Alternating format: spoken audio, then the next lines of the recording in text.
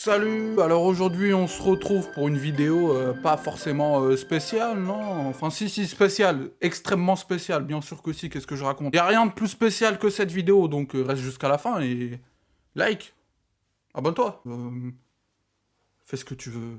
Rien à foutre. Ah ouais. En fait, en cette fin d'année 2020, qui a été une année plutôt pas mal, hein, franchement, en termes d'événements, de surprises, tout ça, pas mal, hein. Bref, en cette fin d'année, ça m'intéressait pas trop de faire une vidéo, genre le top de mes mangas de l'année 2020 ou le flop de mes mangas de l'année 2020.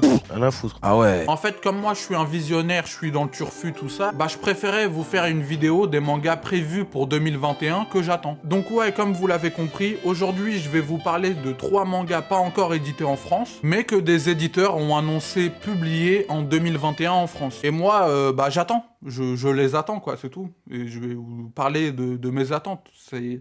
Ouais, c'est un peu long comme intro là un peu. Non mais je précise parce que peut-être que le titre est un peu ambigu, je sais pas. Je vais pas parler de mangas que j'attends pour 2021 mais qui ne sont pas annoncés. Je ne vais parler que de titres de mangas officiellement annoncés par des éditeurs pour 2021. Après peut-être que le titre était aussi très clair et que je perds juste mon temps, hein, c'est possible aussi. Ah oui, et dernière chose. Ouais encore, ouais, mais je fais ce que je veux, c'est ma vidéo, bordel. N'hésitez pas vous aussi à me faire votre propre liste d'attente dans les commentaires. Je lirai pas, c'est juste pour le référencement. Ouais, on est sympa ici. Je rigole, bien entendu, je lirai. Voilà, donc n'hésitez pas avant qu'on commence. Voilà, donc on peut y aller maintenant, c'est parti, oui. Quel manga j'attends pour 2021 en France?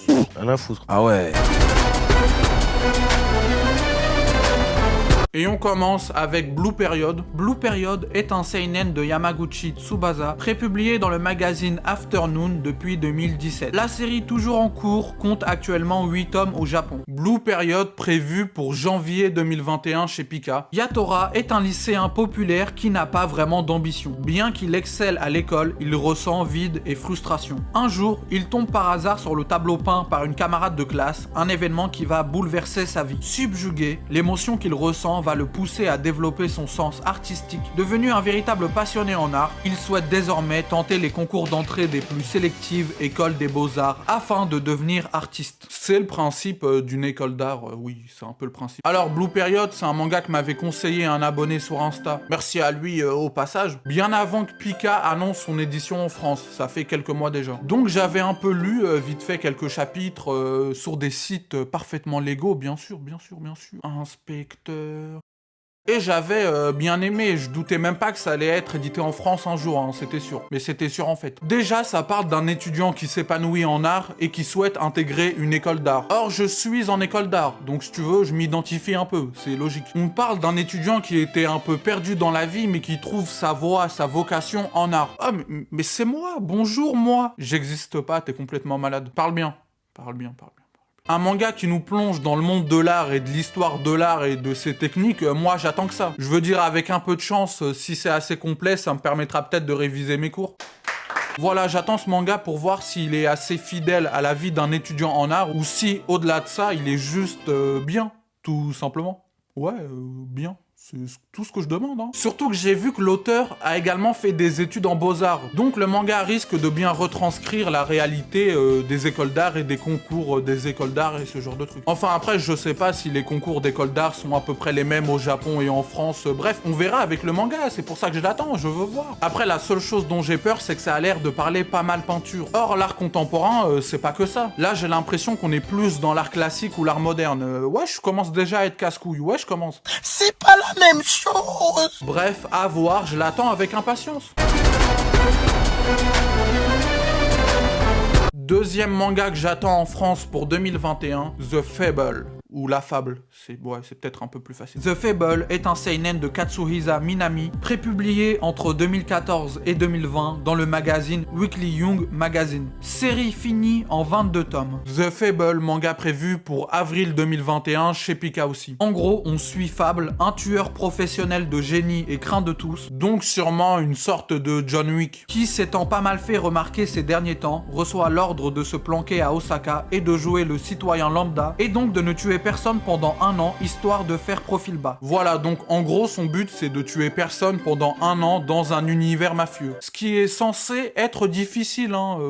Chacun ses passions, je juge pas. Bref, donc c'est un manga qui a eu pas mal de succès au Japon, il a même eu le droit à une adaptation en film live.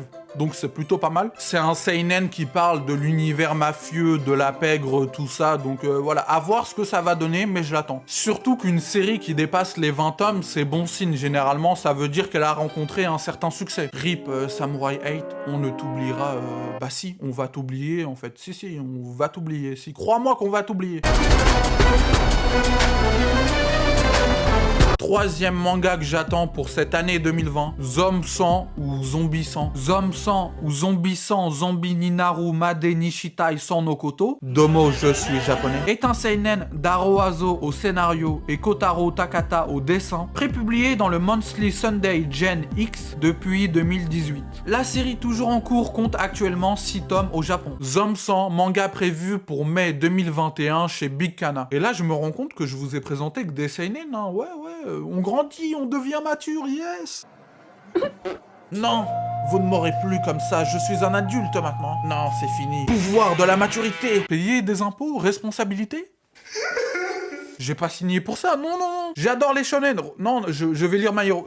Attendez. On suit Akira qui depuis 3 ans travaille pour une société qui l'exploite, victime de stress et d'épuisement physique et psychologique. En gros, on suit un salariman en burn-out. Mais un jour, une épidémie de zombies éclate. Le monde est donc réduit à la désolation et la catastrophe, ce qui veut dire qu'il a plus besoin de bosser. C'est pas magnifique ça? Enfin libre, plus de contraintes. Il peut faire ce qu'il veut tant qu'il se fait pas bouffer par un zombie, bien sûr. Voilà, ouais, c'est bien le synopsis du manga, ouais. Vous comprenez pourquoi je l'attends maintenant? Alors j'ai découvert ce manga en m'intéressant à un autre manga de l'auteur, Alice in Borderland, car avec la série Netflix adaptant le manga Alice in Borderland, j'ai aussi voulu voir ce que l'auteur avait fait d'autre. Et j'ai donc vu que l'auteur travaillait actuellement sur un nouveau projet depuis 2018, donc Zom 100. C'est logique puisque j'en parle, hein. Oui, c'est oui. Et donc que Kana avait acquis les droits pour 2021. Alors les histoires de zombies, ça m'intéresse pas trop de base. Excepté The Walking Dead à l'époque où je matais, parce que là, bon, ça fait longtemps que j'ai arrêté. Mais là, cette série m'attire car le synopsis est intéressant, tout simplement. Car contrairement à 99% des histoires de zombies où c'est une apocalypse totale, là, le héros est content de cette invasion, car ça le libère de son quotidien monotone. Métro, boulot, dodo. Là, avec cette invasion zombie, il se sent libéré, sans plus aucune obligation.